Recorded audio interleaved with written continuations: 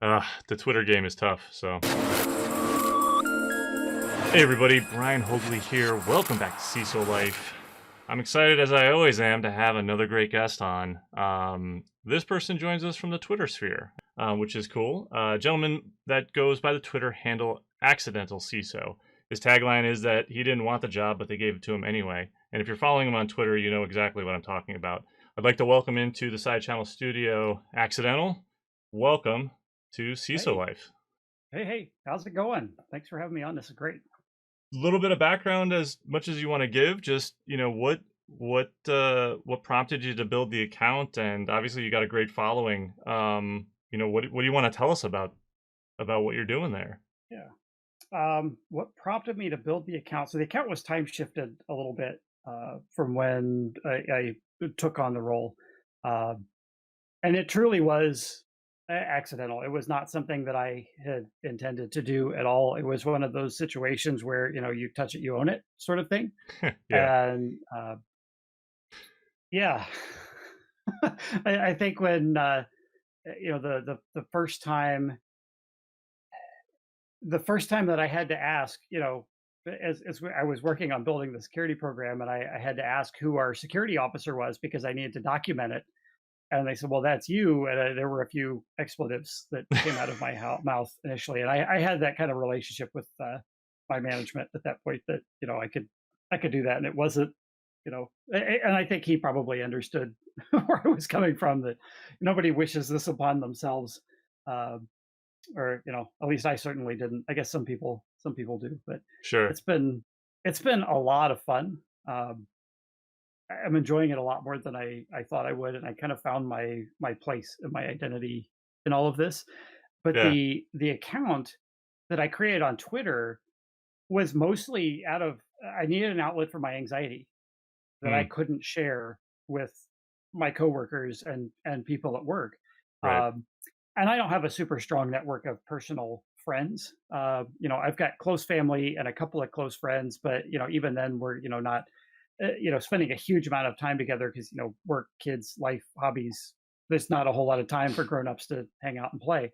Uh, and so I needed an outlet for that anxiety because I was truly scared that crap, I own this now. I'm the guy that has to figure out how to do this. Hmm. And some of it was just hamming it up, initially in the first early days and uh, that sort of thing. But like, I found a community, and I've mentioned this on another podcast interview as well. I think, and it's so important to me. I found a community that I didn't expect to find, Mm. and I made a comment at one point, tongue in cheek, of course, that Twitter is where I pretend to be myself, and it really kind of turned into that. Like I realized, like my true personality comes out more through this anonymous account on Twitter Mm. than it does, and with the exception of my own family and absolute closest friends who Right. have known me for years.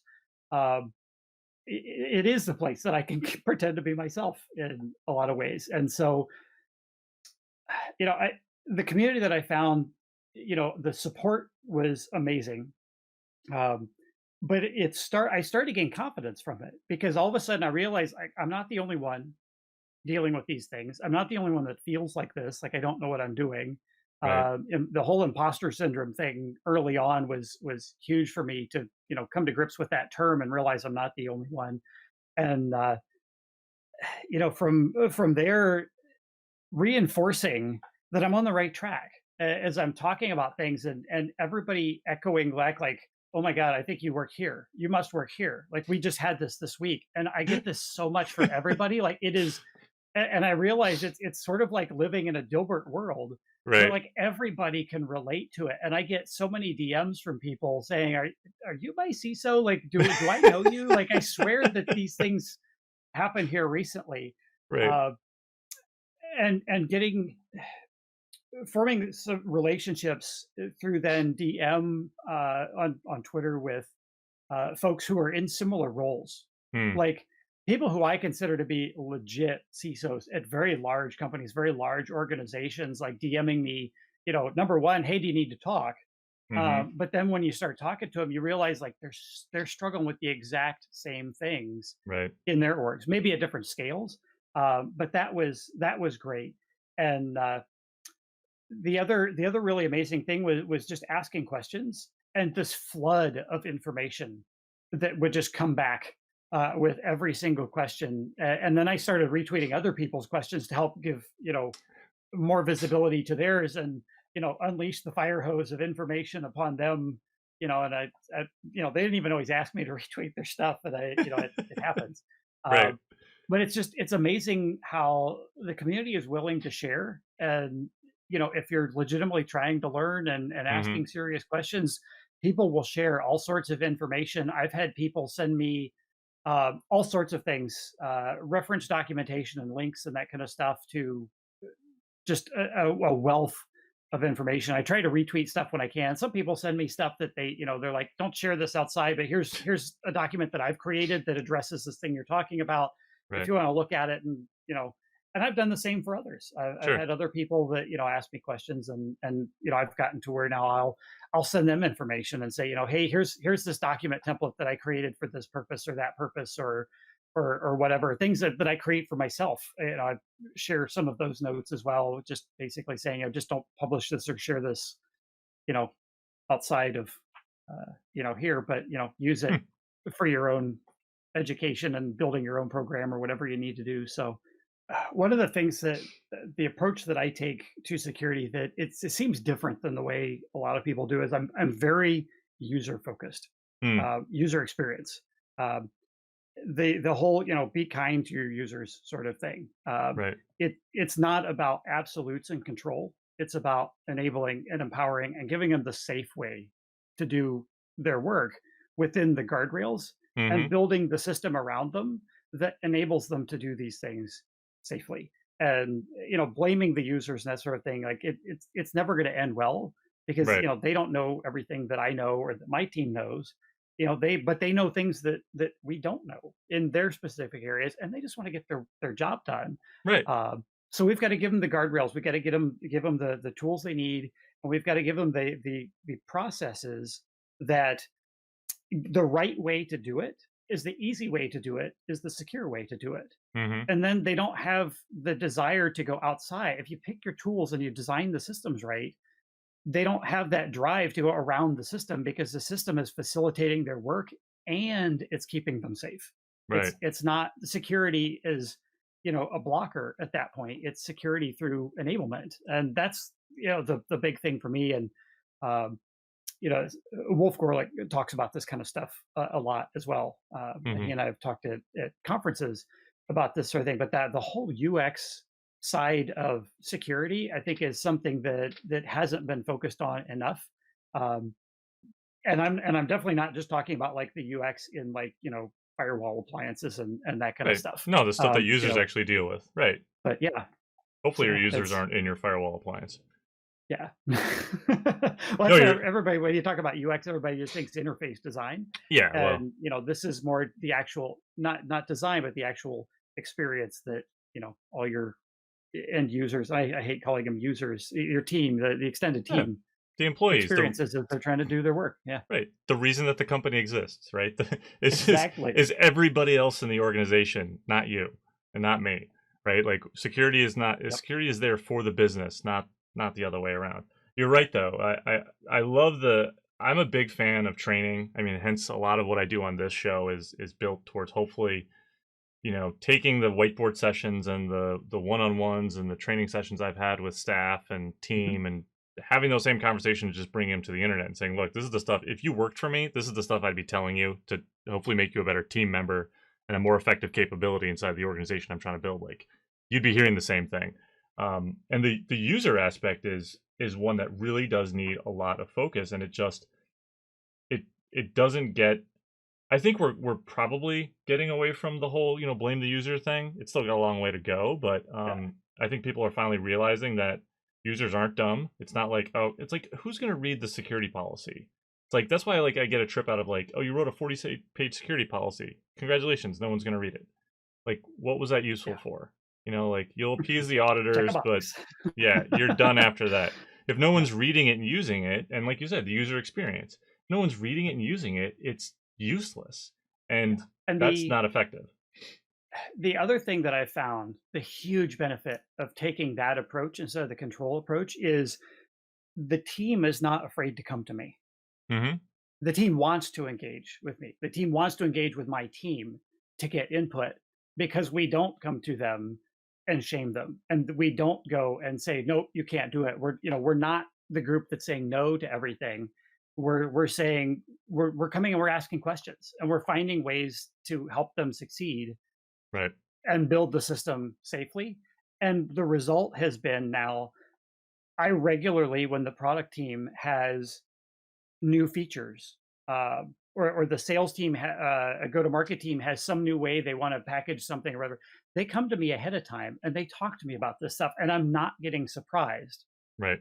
after the fact, trying to do security as something's going out the door, Hmm. because they come and they're happy to include me because I ask questions, I understand where they're coming from, and uh, I don't make them feel bad.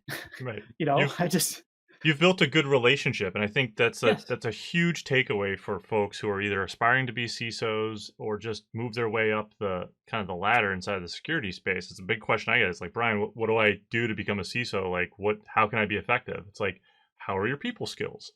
Like, well, I mean, like, what search should I go take, and what's the next job I should? It's like, no, how are your people skills? Like, you need to Yeah. understand how to build a relationship because of exactly what you said. Like, you're going to work with a product team, you're going to work with people who are going to be implementing something inside of your organization.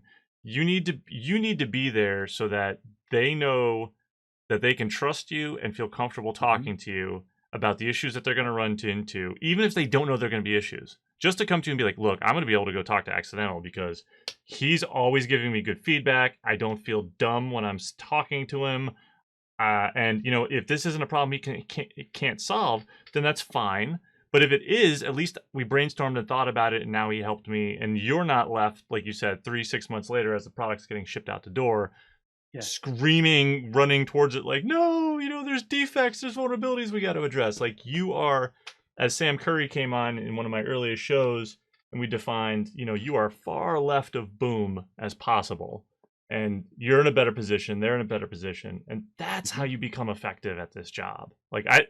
it sounds like we're saying the same thing, but yeah, It is. it's the people, And man. It's I used to say that I hated politics, company politics and that kind of stuff. And I right. realized what I don't like is the dirty politics, but the Sure. politics are a necessary part because that's how you influence and how you influence people to behave in whatever way it is that you want them to Right. behave, and to get the outcomes that you're looking for. So, everybody has to engage in politics of some sort, and you know, I guess I never thought a long time ago that just simply being nice and respectful to people was a form of politics, but it is, Yeah. in a way. You've got to build those relationships, and it's give and take. You help them, and go out of your way sometimes to help those folks when they need something from you, or when you need something. Yeah, when they need something from you, and then at some point when you need them to do something, you've got that Right. capital then to ask them to do something that's less convenient. And I found that usually you can club multiple things together so that you can pitch a security improvement not as a security improvement, you pitch it as a process improvement, and you know as some way to make somebody's life easier, some way to make something more efficient.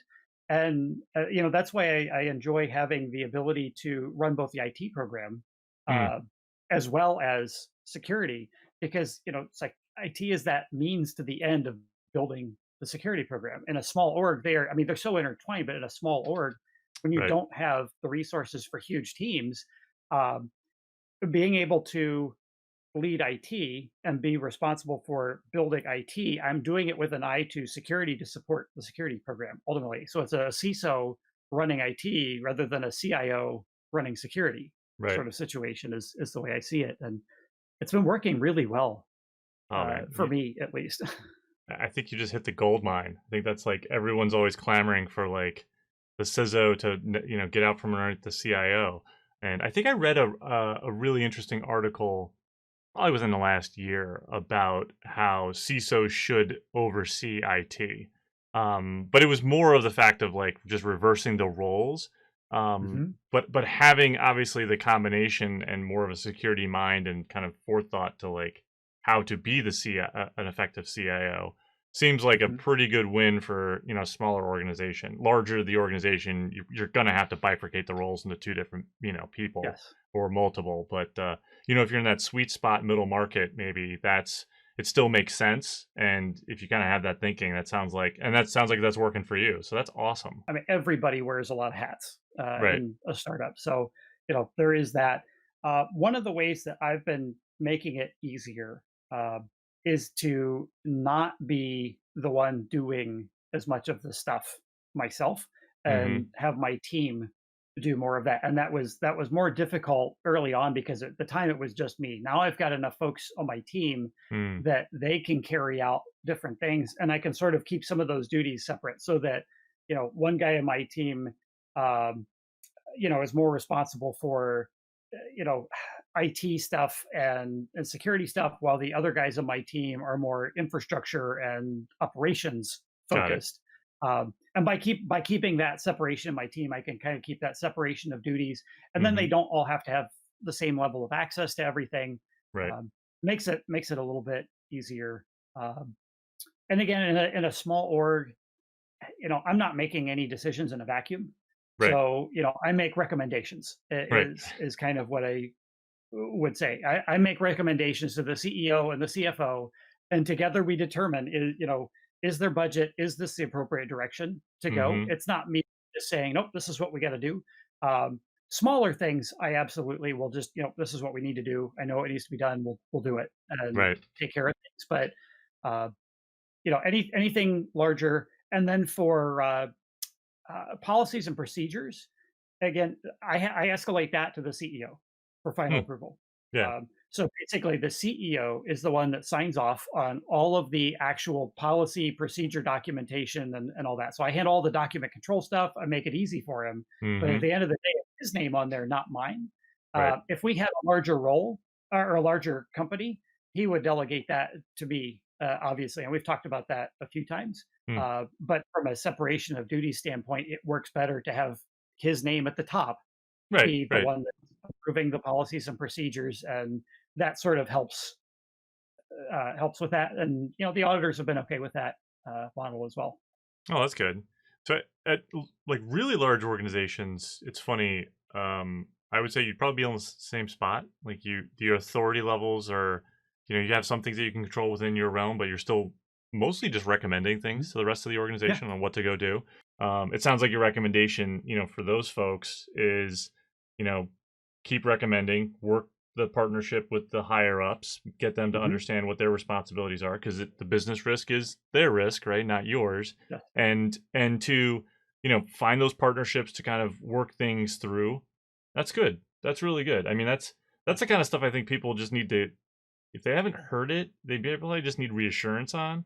Because probably a lot of folks are going through what you've just gone through, which is like, hey, you're in charge of security now, and you're sitting there going, wait, what does that mean? Like, Yeah. what should I or shouldn't I be doing? And instead of having to navigate that, you know, obviously follow accidental to be able to like help navigate any of those aspects. Because I think the recommendations that come out are really solid. So Yeah. this is good. Yeah. Nice. And all that communication, ultimately, it improves transparency, but it improves trust Mm-hmm. across the entire org. Sure. And Well, yeah. it's When you see the probably your user base, right, is looking at your interaction with the CEO and the rest of the organization as a whole, and it's those people are embracing you, they're empowering you to do what you're doing, and then therefore you probably, I don't know, do you find that because of that you have much more leverage with the user, or respect, and Mhm. what's the word, like trust, like you have much more Yeah. trust from your user base, right? Because of that, they've got to see that and think that, oh man, that's okay, good. Tone from the top totally supports this guy and what he's Yep. doing. Good. I'm going to support it too. Their hearts are in the right place. They're always trying to follow, because they know that I am putting forth legitimate effort to Mm. understand where they're coming from and what they need Hmm. and deliver on that. And so therefore when I ask something of them, they're willing to do that because they know I'm doing the work on my side to support them, so they're willing to support me. Hey, I want to thank everybody for watching. Comment down below if you've got any thoughts on what we've been talking about. Accidental, I want to thank you so much for being on, taking the time out of today to talk with us. I Yeah. think this is some really great information for folks, and hopefully they come away with some really good info. So thanks again for joining me. Yeah, thank you for having me. This has been a lot of fun. Hey, folks, this is Brian Hoagley with cisolife. Follow me around social media land on hashtag cisolife. You can find us on LinkedIn and on YouTube. Comment down below if you've got any questions. Feel free to share this. Smash that subscribe button on YouTube. Obviously, you've got to follow my friend here, Accidental, on Twitter, and it is at Accidental CISO. You'll find him there where all good things are. Everybody stay safe. Keep your head up. If you got issues or anything, reach out to your friends. Don't be afraid. We're all there for you. This is a good community, but keep your head up. Keep on going. And I'll talk to you next time. Thanks.